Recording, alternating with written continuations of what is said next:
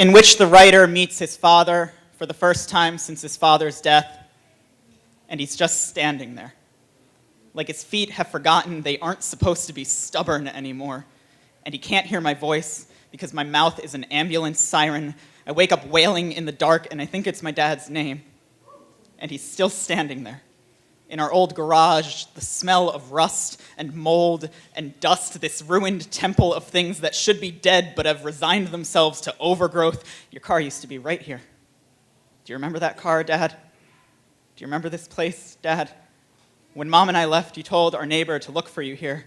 Said you were going to tie your belt to the rafters and finally give your stubborn feet a rest from the ground and all its unforgiving hard. Dad, I know you were sick. The neighbor called the sirens to come for you. You said we did that to you, like you couldn't believe the betrayal. Dad, did you forget I've always been a siren? When he finally opens his mouth, where his tongue should be, a pair of headlights careens forward, every tooth a piece of gravel on the street where he was run over after passing out in an alcoholic daze.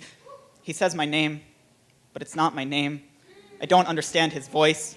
When I say I don't understand his voice, I mean his voice is the sound of the car's brakes. I mean his voice is the sound of ribs splintering and popping. I mean his voice is the voice of the man driving the car. When I say his voice is the voice of the man driving the car, I mean I don't know what my father's voice sounds like. When I say I don't know what my father's voice sounds like, I mean I don't know if it still sounds like love or abuse or forgiveness or blame or a siren. I think it's the siren. I think he's speaking to me with my own voice. I mean, I don't understand my own voice, Dad. I'm sick too. I told people to look for me in the rafters too. I think they're coming for me too, Dad. I hear sirens when I dream. Or is that just you? My therapist says I shouldn't turn you into a demon. You never believed in therapy.